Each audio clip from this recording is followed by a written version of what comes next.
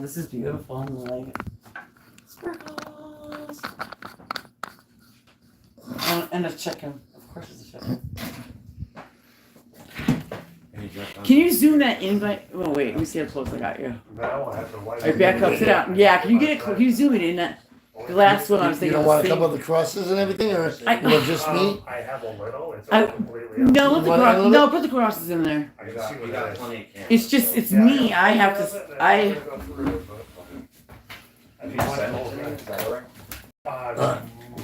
I have a small. I have By a the way, a shorter. Oh, okay. I have it. Actually, you know what? Unless I could. I'm gonna look through Hector's stuff Maybe I first. could set Google Drive. Well, no, Hector, I have an iCloud for Mac. So Hector, could he load up stuff on there too, right? So I I guess guess you it's would just shorter. have to sign in Yeah. onto your Right, I'm Got gonna it. get the password. We're all figuring this out, because Oh, TV. I'm not used to Mac computers, but, you know, for video producing. I have- What the heck? Phone, too. Oh man. When you do video. No, I'm trying to. Oh, Um, it might work. Okay. A regular old laptop doesn't really do the job if you're gonna crunch in. I don't know. How's that? That looks like it's gonna be cockeyed. Not good. Shoot. And this will not open up wide enough for it to go the other way. You're gonna have to hold it. Alright. This is tough, but. Well, at least you get to sit down. You want to sit down. You Oh, this is true. I can sit. Alright. Put the elbows on the table. Literally 2 hours. Back in the day, just throwing together random shows that I Oh, like. Why are your cro- And a video taking You 48 can't. hours For some reason, they're not showing up. Like they, it's pre-established footage that you're. Yeah, they are, but they're like faint. How's Libby doing, by the way? He's doing good. Oh, wow. He is doing good. That does She's a work. warrior, right? Starting radiation soon. When I was at Kathleen Frank's, when I knew your father was your father, I was like, so this is the engineer I hear about. And he was like that. Whenever you guys are ready, just. So we're live over here. We want the green light You on. might want to take down, yeah, take If that that's to possible. because that's, Is that that's glaring huge off the glasses too. And Alright, folks. where's the biff stick? Do you have the biff stick? You put it behind you here. Do you mind if you could you hold that? Do you, I can do whatever you like. See, there you go. I like the that. Billy Club for Demons. I like it. Billy Club for Demons. Right Hell there. yeah. So it doesn't block my sword. The Demon Slayer. Do you have a good view of behind him too, Hector? He's Exorcist slash Demon Are you Slayer. ready, Hector? I didn't bring my water. You're all set, right? Right there. Okay, you're ready, Hector. Let me know when you're ready. Right. I'm holding the phone. Yeah, that's Do my our, Don't job worry here, about right? me. I'm just asking questions. So, like, I'm gonna ask a question. Just give it like a 4-second pause after So the do we- video. should we have me answering the camera, or should we have me Wherever answering you? look, wherever you like. There's I would plenty of say, I different would say angles. look at him maybe. There's different angles. I believe when I do these, I like naturalness. So do whatever comes natural. That's what I like. You know, so if you want to look at him, me, it doesn't matter. It really doesn't matter. Because we have 2 cameras. She's doing one over there too. So we have 3 cameras as well as that. We have plenty of angles, so it doesn't really matter. It's gonna look good either way. You just let it. Someone said I look like Kurt Angle, so now we have plenty of angle. Now we got Kurt. What? All right, Hector, whenever you're Yeah, ready. I'm ready. I'm recording. Jeff's you're all set, right? no, I'm gonna, I'll drop this on the table one side and see if this shatters and You do know, something Jeff, else if you want. Maybe we should save that because I don't want it to. This is more just the interview thing. Yep. But I appreciate the enthusiasm. But do we want to just get this, just interviews? You know what I mean? Different story. Whenever you're ready, just let me know. You on live? Yeah. Okay. Always got to make sure in this. I yelled it out earlier. I tried to warn you earlier. My kid.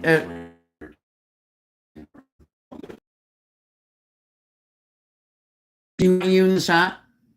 The Facebook Live doesn't matter. Oh, it's true. Don't worry about it. All right. Okay. I'm out of your way, right, Hector? Yeah, you're not Okay. recording. So, Beth, could you describe your growing up? I believe it was Waterbury you grew up in, and what that process was like, and all that other stuff. All right. Grew up in Waterbury, Connecticut. I guess the earliest I can remember is probably 2 to 3 years old. Lived over just down below. I guess most men would know where Mr. Happy's was. I guess that's Chase Avenue. It was always on to Huntington Avenue. So right where Chase Avenue meets Huntington Avenue, you take a right, and there's a school right there on the corner. And then there was these 2 old Victorian houses. They knocked one down, and now it's a repair store for lawnmowers and stuff like that. So I remember being in the house with the lawnmower repair shop when it was up, and going down the stairs. I couldn't even walk stairs yet, all the way down. And I went next door and climbed up the stairs one at a time to knock for a kid that was over there that I wanted to play with. Mother opens the door and goes, "Where's your mother?" "Home." "How did you get here?" I looked at the stairs. She dragged me up, carried me down 3 flights of stairs, up 3 flights of stairs to the next one. Your son was next to her. So then we moved, shortly after that, we moved to where a lot of my early childhood memories was, Columbia Boulevard. And that was a very, at the time, ritzy area. We were probably one of the very few 2 families. We were on the first floor to stepfather. And so my childhood was with someone who was, I thought, my father. Turned out was my father, but that's a whole story. So he would come and he would pick up my older sister and take off, leaving me there crying, not taking me with him, because we didn't find out until after we were 28 years old. He never believed that was his. All red when you talked about your father, all red. Right? As soon as you mentioned his name. And had DNA testing done on me at the age of 28. So, but the upbringing of the neighborhood was cool because the older people like Kurt and a few other people, they would pit everybody against everybody to find out where you were in the pecking order. So fight this one, fight that one. Your dominance and your strength and abilities as to where you were. Fast forward a little bit. How'd you get the nickname Biff? That comes much later. Okay. How much of my childhood do you want me to talk? We can go on forever. you just let me know when you want me to speak up. I got photographic memory of everything. Same. Let's go into the Biff nickname. The Biff nickname. So I moved from Waterbury to Prospect, and was a freshman. I got on the school bus, and this Roland Drive gang from Roland Drive, probably about 5 or 6 of them, thought it would be funny to do their, I guess, yearly initiation of freshmen. So they biffed them in the head. And biff means to strike with a hard blow, you know? And they biffed all the freshmen, and then they looked back at me and they were like, "Who is this character?" "Oh, he's new from Waterbury." "You mean not from Prospect?" "Oh, he's got to get biffed again." So they biffed me again. Then they thought it was funny. The next day I got on the bus. We biff, get it, biff. We biffed them twice. They thought they would biff me every day. Every day I'd on the bus, they thought it was funny to biff me in the head. So Biff was only 145 pounds at that time. So Biff went to the basement and started to get buff. I got to the point where I could do 100 freaking push-ups. I can do 80 push-ups in 60 seconds. So that's some freaking, I'm banging them out. So knocking them out quickly. I was got into running the whole 9 yards until one day I felt I was strong enough and ready to stand up against the Roland Drive gang. So I stood up. Yeah! They're like, "Dude, calm down, it's okay. All you had to do is ask us to stop beating on your head and we wouldn't stop." Yeah, imagine that one to this day. "Hey, fellas, Right? will you please stop beating on my head?" Yeah, that would have went over real well. So they told me that they wouldn't call me Biff anymore. So I would always get off the bus at high school. And they were like, "Why do they call you Biff? That's your nickname?" I'm like, "Yep." "Well, how'd you get it?" "Don't worry about it. It's a long story." So then after made a whole new friends as Biff, even though I grew up in Waterbury and was in a Waterbury school, they're like, "Well, we won't call you Biff anymore. You've been calling me Biff in the hallways trying to rub the salt in the wound for freaking all these couple months before I can hold you back." And I'm like, no, it's okay. I'll keep it as a badge of honor. You beat me in the freaking head. I freaking weathered the storm, stood up to the storm, snuffed the storm, and when I do exorcisms, the demons don't like my nickname Biff. And I think it's because of how I overcame, the situation. Mm-hmm. before you became noticed your gifts, how were you like? Because I remember you said it, you had a wild thing going on, kind of street dude. Well, once I And moved then from, you had those omens, but before until the omens. well, I had to become pretty aggressive and pretty wild because I moved from Columbia Boulevard, which was the rich area of town, according to everybody else in town, and I moved to the projects on the top of Scott Road. So basically, my mother got divorced from my stepfather, who was handling things well, living above his means, and oh, the rich kid moved into the projects. I had to fight every day. I fight one-on-one win, one-on-one win, one-on-one win. Then it became one-on-two win, one-on-two win. I got to the point where I was fighting all the way up to like 4 people at one time. And that's when you learn to whittle them out. Run a little bit if I was a good runner, run a little bit, fit them out, and freaking take care of them, then work your way back through them. Describe your experience when you had those omens and you saw Pope John Paul, So Jesus my Christ. first occurrence with stuff was at the age of, I want to say 4 or 5. So I would see the dark shadows moving around the bedroom. And I told my mother to tuck me in tight. And she was like, "Are you okay?" "Yup, tuck me in tight." And I'm like, she's like, "You're aware that you have a bottom bunk, right?" I'm like, "Yup." So I climbed up in the top bunk. They had to tuck me tight. Fast forward to when I had all the visions and everything, which is what you're asking about now, right? I was going through a nasty, nasty divorce where nothing was phasing me. She stole all the monies out of my business account. I signed the house over to her, or she signed it over to me. I gave her cash. She cried wolf and didn't want to leave, saying she didn't got another attorney. Did a waiver of attorney, gave her an attorney, gave her money to leave. She didn't leave. Played the kids against me, which played on a set of emotions that I was not ready to handle. My leg was going Roger Rabbit. You can hurt me, kill me, steal from me, do everything. When you start to play on something that I love more than myself, it was so painful that apparently God and the Holy Spirit descended down upon my vessel to help me. So when the hospitals want to say, "Do you feel euphoric?" My gift of knowing said, "Don't answer that."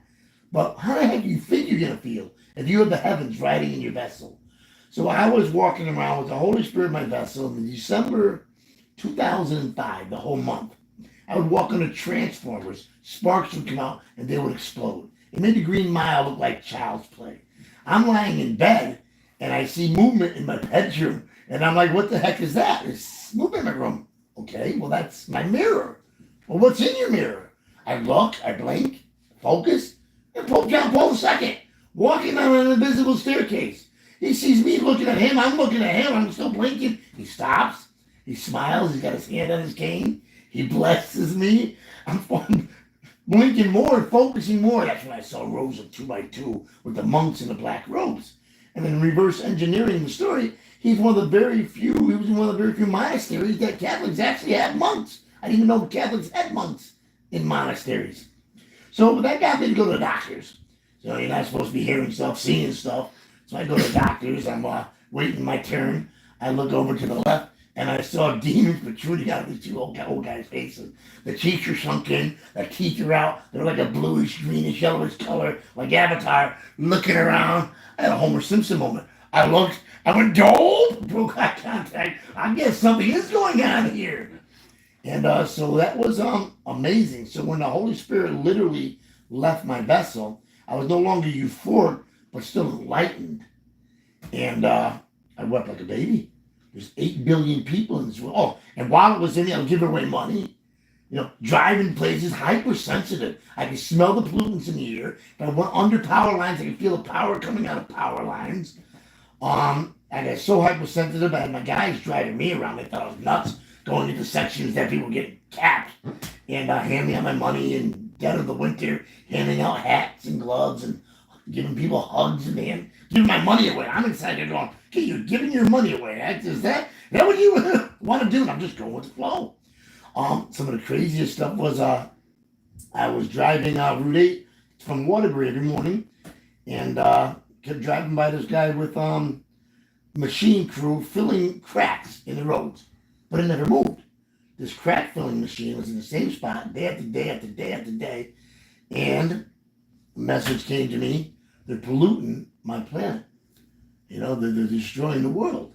You know, stop and see what's going on. So I stop, I go around the thing, I watch these guys, 3 of them, huddling near a tar melting machine that's K-turned, with them standing in the shade of this machine trying to get warm off the heat off this machine and the exhaust in the truck.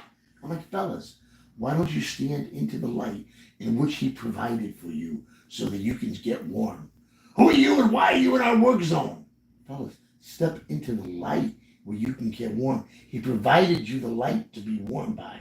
They didn't want to listen, get out of my work zone, so I walked over to the vehicle, reached across the seats, grabbed the keys out of the ignition. They yanked me out of the truck. I had the keys. They tried to get the keys out of my hands. They couldn't. This SOB is strong. So they couldn't get the keys out. They started choking me.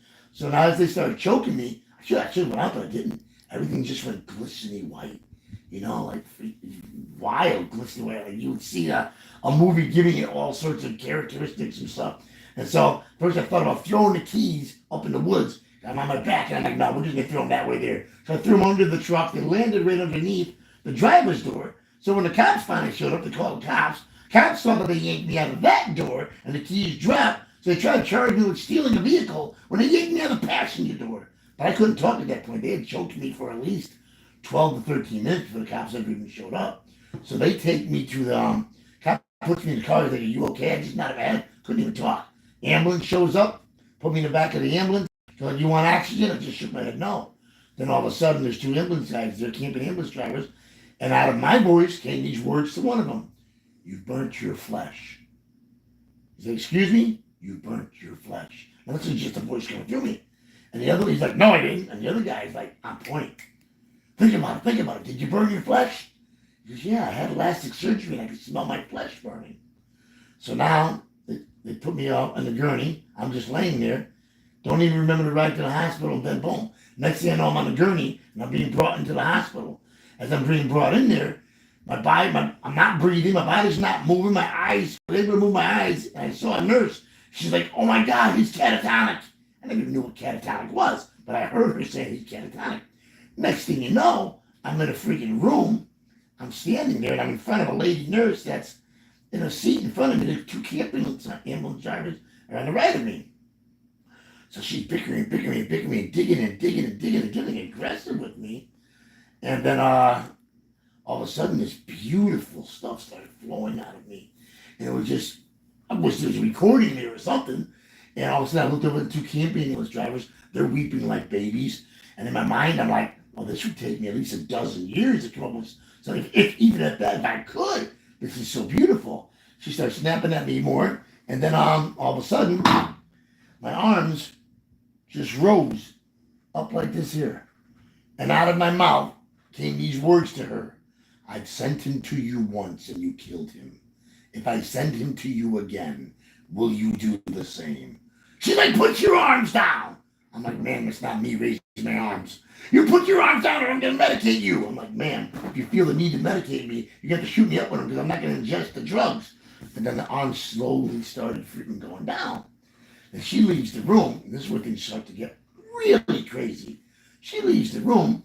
I hear audibles kicking in with horses coming up, people chanting, let him go. I mean, this is out of left field, mind-blowing stuff. Then all of a sudden, what's walking towards the people that are chanting and the horses is a reptilian, decloaked in a freaking hospital garb. I'm looking at it, it stops, it looks at me, you can recognize it, I can see it. It just looks at me and kind of like closes the blinds, like, you can't be looking at me. Then I go into what I call a mini-like stigmata episode. I had no clue what was going on. All of a sudden, I just felt my side get stabbed. I buckle over in my Neanderthal state. Oh, I can take this here. I drop, I do 50 push-ups. I stand up. I got stabbed again. I buckle up, go over, I do 50 push-ups. Now, all of a sudden, I get the knowing just has me writing insignias on the wall. Insignias, I don't even know what the heck they are. So one of them was a spiral from the inside out. Now I'm looking at it. I just got ordained and stuff, and I'm looking at the histories of different religions, and the very, very beginning one ever is a freaking spiral. I just found this out freaking not even a week ago. Another one that I was writing on the wall was the first thing I wanted to do. Was, I knew that these were going to be important signals. I'm like, I have to write something. I don't have a pencil. They got me in the writing room. Up at the corner, there's a camera. I'm like, if I bite my finger and do it in blood, I'll never get out of here. So I'm writing these insignias on the wall, hoping that the camera is running, hoping that it's being filmed. Another one was a figure 8. I didn't know it was an infinity sign. It's a figure 8. All I knew was it was a figure 8 sideways. So I'm writing a figure 8 sideways. After that, another insignia that I did was one wavy line over another wavy line, which is life or water. It's also Aquarius. Is it? Yeah. And I don't remember the other signs. You know? Define reptilian. Reptilian is you'd have to Google it because I didn't even believe these things were real. You watch these different shows like the movie V. If you remember V, they had the reptilians. They would look like humans and they would decloak. So who knew something was going on then, trying to wake people up to what is happening, what is going on? How many people disappear every year? Reptilians, evil creatures. They're just like humans. There are different hierarchies of them. I'm still trying to figure out whether or not, because they're a reptilian, do they have human emotions? So you got to figure dinosaurs were around for millions of years, and we have these little the ones that millions that can change next to whatever it is that they look like. Don't you think there was a higher species when the freaking ice age came and they went underground and they're smarter? They like the cold. Remember? What So- does a demon look like to you? Demons, What is the worst- well, the two What demons. is the worst one you've ever seen? Describe. No, the only demons that I literally seen was while the Holy Spirit was in me, and they looked like a freaking like somebody who was in dock out or a crackhead. That all the skin tone's gone, all the flesh is sucked in on the bone, and the bones are in, and sharp teeth coming out. You know, Yeah. but the different people will see different demons. Right. There are all sorts of different demons. Those are the ones that I saw. That's creepy. What is the most miracle baby? Miracle What babies was up that? there. So I stopped counting after 3,500 miracles. So in the family, a child, we'll try to keep this as simple as possible. A child ended up somehow injured. It had broken ribs. Its retinas was detached from the eyes on both sides. It had blunt trauma to the top of the head with Blood on the brain. blood on the brain. He wasn't supposed to make it. He was not supposed to make it. They told my cousin just to let it go, take it off life support because it would not have a functioning life at all. It would just not be worth its while for living. I was here when I got the news outside at the campfire. I looked at Bren and she connected to the heavens and then she said, they're saying it's a lost cause, nothing can be done. I put on my what they would call a full suit of armor. Get emotional. I'm crying too. I said, no way in heck is this going to happen on my watch, right? No way. I'm with God. Everything is possible through him. I freaking went right in. I went live on Facebook. I started going, as I walk through the valley of death, I will fear no evil. And I was like, busted through all the realms. I went to Hartford Hospital, went there, picked up the child, started laying hands on it, laying hands on the eyes, back of the head, to front of the eyes. And a couple nurses came in, gave me my cards. I was expecting them not to be as open as they were. They're just like, okay. You know, they just was open to at least watching. They didn't shun me, didn't do this, that, and the other. I left cards on the table. I laid hands on the child twice.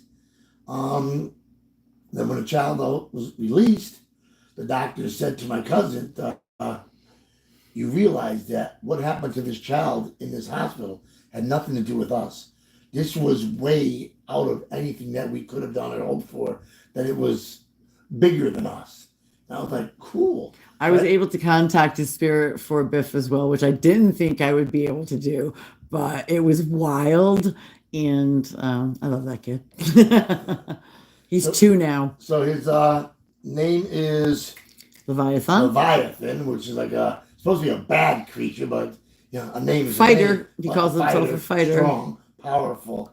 So that's cool. So I've got some photographs of it that I can give you if you want him for any part of anything. But you can see the glow in the photo that I'm have a picture of with him. Nice.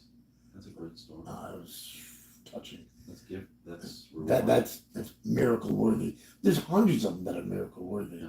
if not thousands. What is the craziest thing a spirit has ever said to you during a spiritual cleansing or an exorcism? There's a whole handful of them, but one of them was one at your event where a lady was there, and the spirit came through, boasting and bragging about everything it did to ruin her life. I did this to her, and I did that to her, and then knocking it down and listing it like achievements to screw her whole life up. And I've never at that point used holy water out of my mouth on a human being. I have done it on demons that are in the spiritual realm to totem. And my gift of knowing was like, do it to her. And I was like, whoa, I'm not sure how this is going to go over. But after it was given all of its lists and accomplishments and its evil voice to her, I was like, yeah, I can see myself doing this here to this demon. So I took the holy water, put it in my mouth, splashed and poor lady like a squirt gun through my teeth, right down her face and her body. And bye demon. And then when it was done, I was like, I should have been filming this here, but the place was so loud that you can't hear anything. But even if you couldn't hear, that would have been one for the freaking books to videotape. And Brian getting spit at. Everyone's like, what the Brian fuck? was the second one I ever did that to. No one expect out of nowhere Biff just spits in his face. That is Well, you hilarious. have a human body. in front of you Hilarious. that's I'm sorry. literally doubling in Fucking size, hilarious. Which is not supposed to happen. Defy physics. It defies physics. So that defies physics. I thought that you take it up to the horns- next freaking level. I could have sworn that these horns were about to just pierce out. It was crazy. I can feel his adrenaline, like, like Yeah, fight. adrenaline. Oh, Describe the exorcism of Baps. Sorry, Baps. I have to say Baps. I just can't help it. So No, that's I'll cut it out of the film. that's the friend that I knew from the Barbara. past. Yeah. Barbara. Yeah. And so Because that was kind of nasty. That exorcism was. I actually thought that was pretty easy going, but I know it was tough on her. Yeah. But I like the fact that she walked in and knew me. So as soon as she said, Biff, is that you? And you turned around and said, yeah, everybody knows Biff. I thought that she thought that was going to be a joke and she was here for something other than that. And then I'll come to find out, because she never knew I was gifted. I never knew she was gifted. So that was a cool evening. That was cool. But I mean, on a scale of 1 to 10, me, I mean, that's like a 5 from all the ones that I did. It was cool. It was great. We should probably film more of them, but like the one with Brian, that's off the hook. That's cool. And Oh, her yeah. is cool. Didn't she start growling or something? Was she growling or She no? was like weeping, like these. Like she was. The The noise- demon looked like it was in pain. When I sat in front of it, it was like, it's all on there. Right? But it was crazy. There's been white orbs behind your head for a minute. I didn't want to interrupt you, and they kind of get blurry, and then they turn like the angel looking, and then they go back to the blobby. But they're still there right now. So someone's watching over you. Yeah, I'm blessed. To put it mildly. Tell us about this house that you purchased here So and the activity that goes on. oddly enough, I came by this house about over 20 years ago. And the lady that was here, so I was going through my nasty divorce and saw that I had a jacuzzi there. She's like, if you can get that to my house, I'll buy it. And so I delivered the jacuzzi to her, sold it for like $350. And boom. I'm like looking at the property, I'm like, this is an odd piece of property, but I can see myself living here. Right? Fast forward 25 freaking years. I'm trying to find a house that's within my means. I got no money. Rubbing 2 freaking nickels. I don't want to charge for the gifts, because how do you charge for just being a conduit? Heavens. Which is really cool. Like, Right. that's one of your cool traits. You don't charge for all this. Right? So I'm going through Zillow, and there's the house. $60 grand.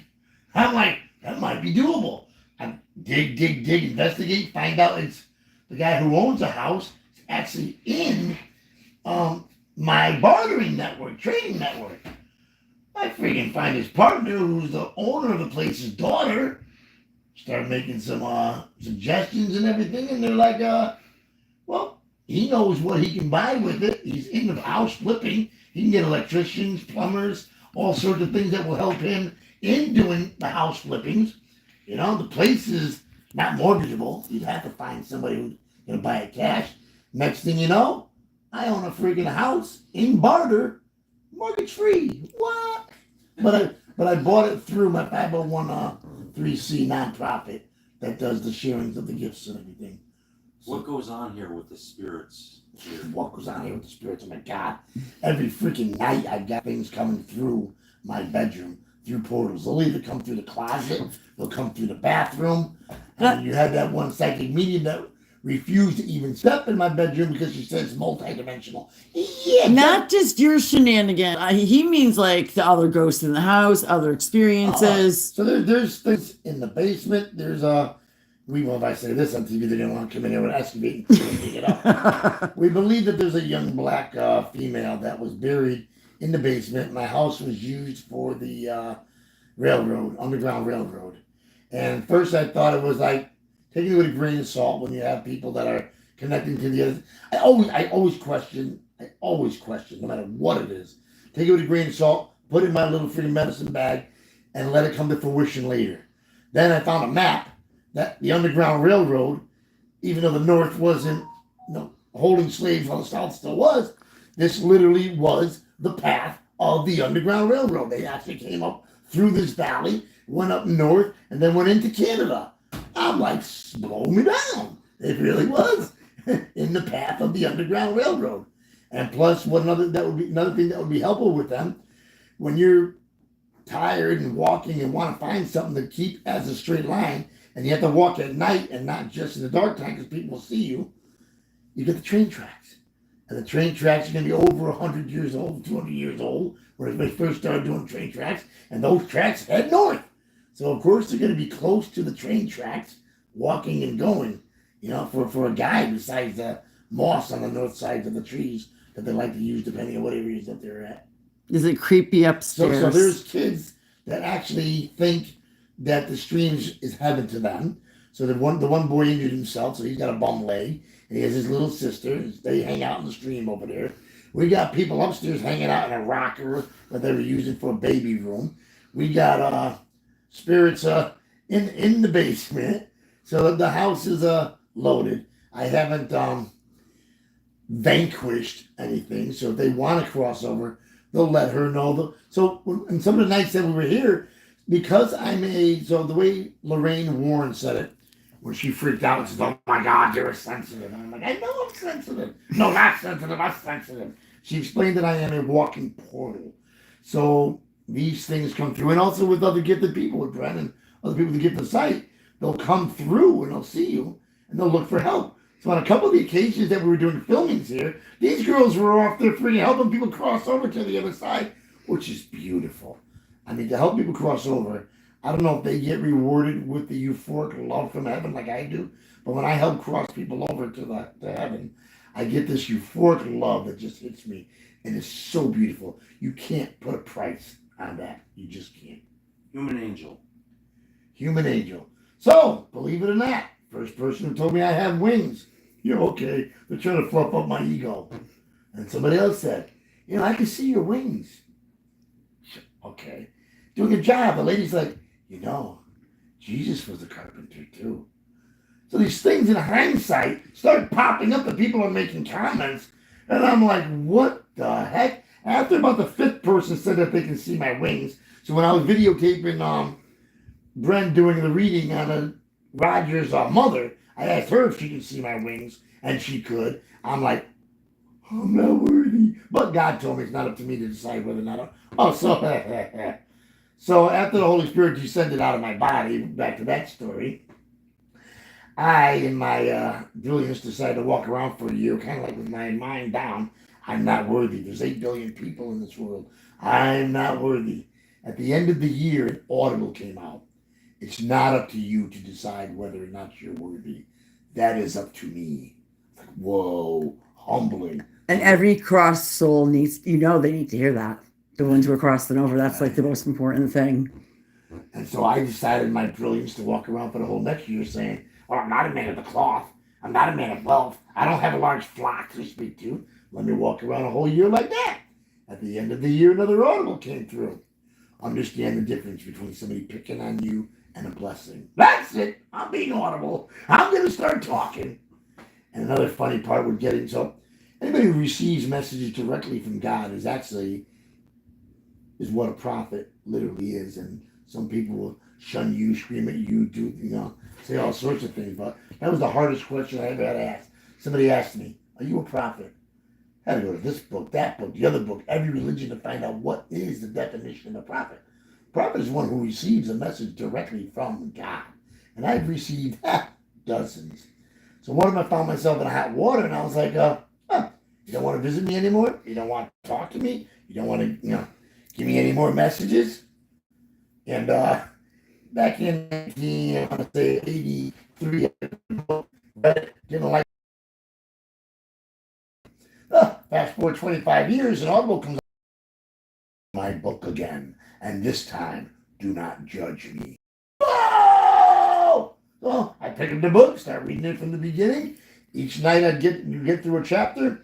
I'd wake up the next morning to audibles and visions to explain how that story happened. Because you look at these stories, you're like, yeah, okay, they walked around the walls a few times, blew trumpets, and the walls just came down. Yeah, showed me how, showed me why.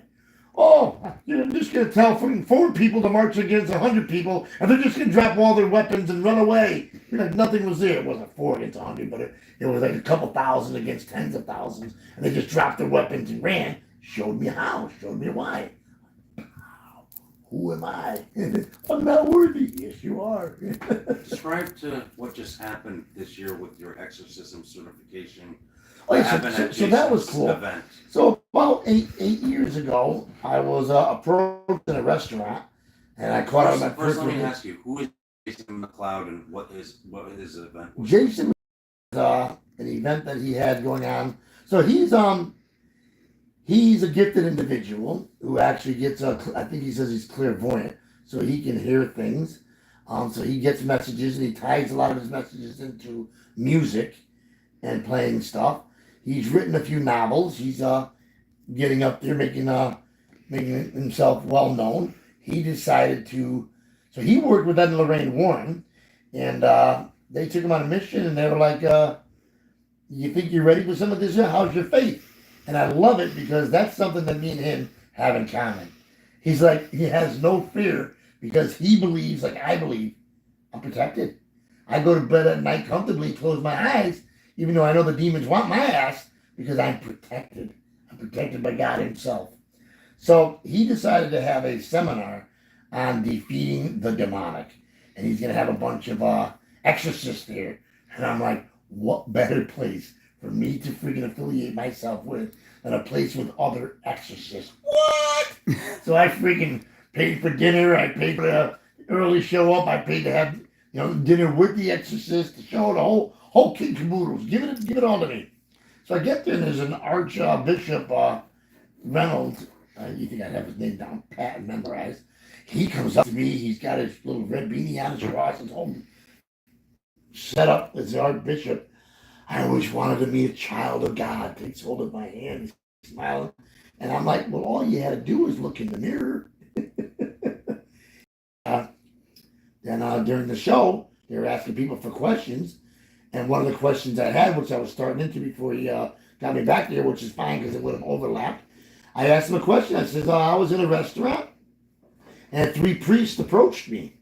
And they told me that they follow me on Facebook and see the work that I do is exorcisms, and I'm calling it exorcisms, and that I shouldn't call it exorcisms unless it's authorized by a pope or by a bishop.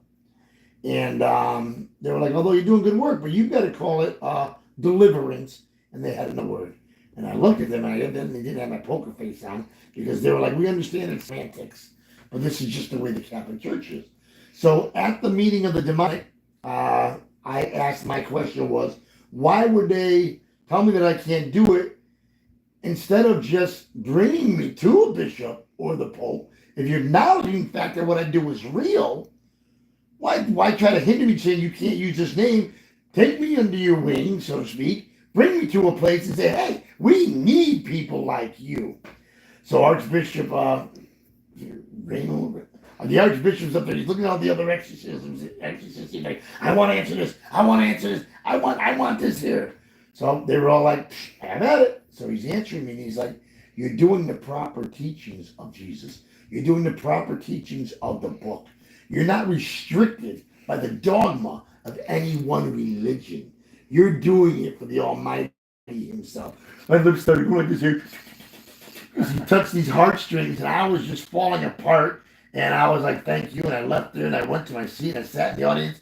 And he, Ronald Ray, he felt so touched in his heart that while this film was going on, and they were doing a live stream around the world, he got up from behind that table, walked out from the cameras, came into the audience, sat next to me, and comforted me, and gave me more encouraging words. And then 4 days later, I received an email. I know that you have been ordained by God Himself, but have you been ordained by man? I responded back with the email, and I says, yes, I have. Good. I want you to send me your ordination. I want you to send me a picture of you in a religious attire. I want you to send me your email, initiation fee, and I'm going to bring you into the order of exorcists. So, boom. Now, once he did that, you think I would have been able to do it in 24 hours? No. Freaking the enemy put on a freaking attack like you wouldn't believe. It took me like 2 weeks.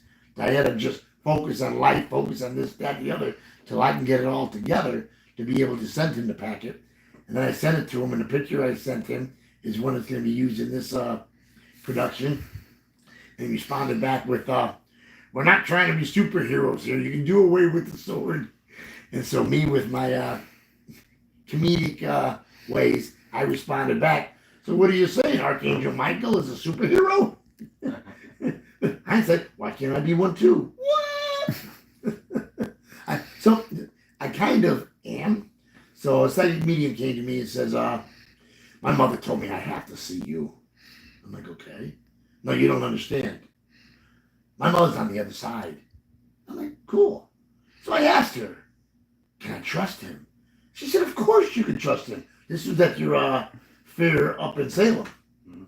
And so I said, well, how do you know I can trust him? We all know him up here.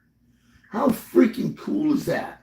That this psychic medium's mother on the other side told her that not only can she trust me to work on her and help her, that they all know me in heaven. So I'm more well known in heaven.